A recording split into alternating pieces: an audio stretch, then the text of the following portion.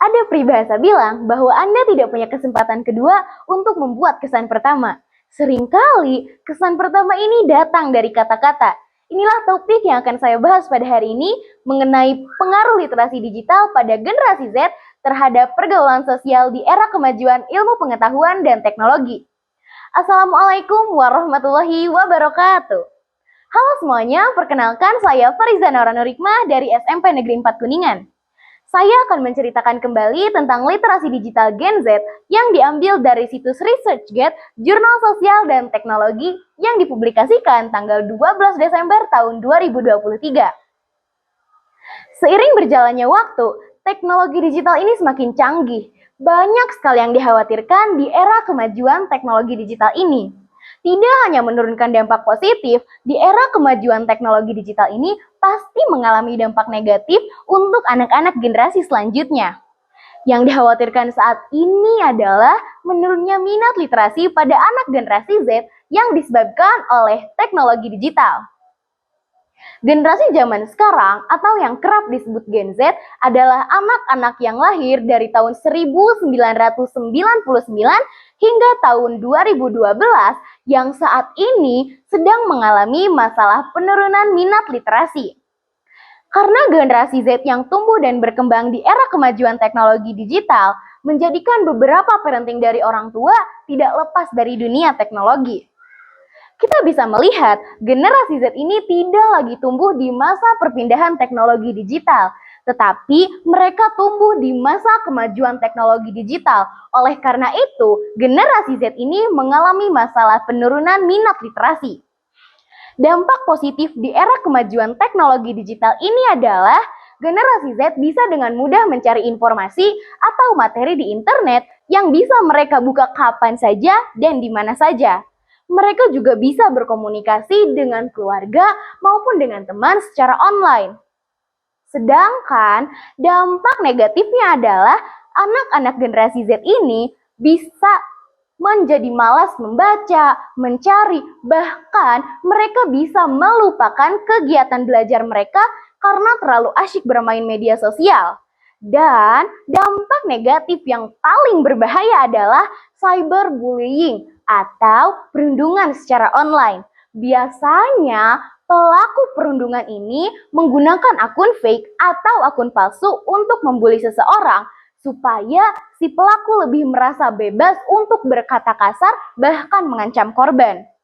Cyberbullying seperti inilah yang menyebabkan korban bisa mengalami masalah yang serius, seperti masalah kesehatan mental, penurunan nilai akademik, bahkan mereka bisa menarik diri dari lingkungan keluarga, lingkungan teman, lingkungan sosial, karena mereka merasa terlalu takut untuk berinteraksi.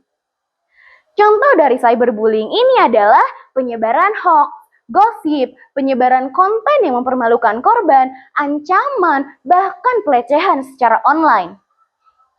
Permasalahan lainnya bisa teman-teman rasakan pada saat pandemi COVID-19 tahun 2020 yang mengharuskan seluruh murid di Indonesia untuk belajar secara online.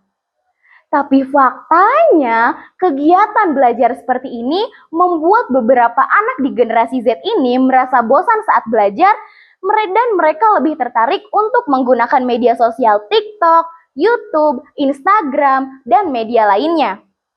Penggunaan teknologi digital seperti ini yang mempengaruhi minat literasi pada anak generasi Z di Indonesia menjadi menurun.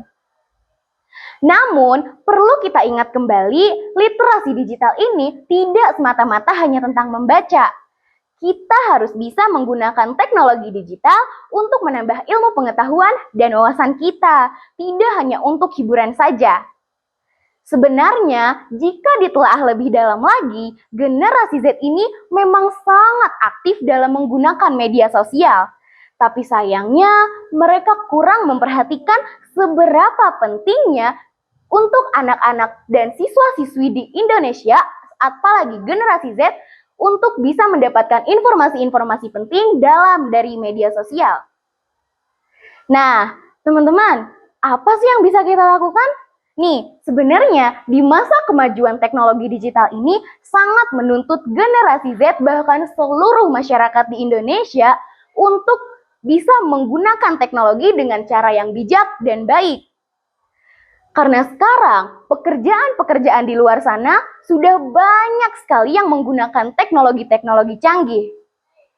Teman-teman, setelah ditelaah lebih dalam lagi, efek samping dari penggunaan media sosial ini tidak hanya berpengaruh pada minat literasi kita, tetapi bisa menimbulkan masalah lain, yaitu interaksi sosial. Banyak remaja-remaja di Indonesia mengalami masalah kecanduan internet dan media sosial yang sangat berpengaruh terhadap kegiatan sehari-hari mereka. Jadi, yuk teman-teman, kita tingkatkan lagi minat literasi kita agar kita bisa lebih menambah ilmu pengetahuan dan wawasan kita.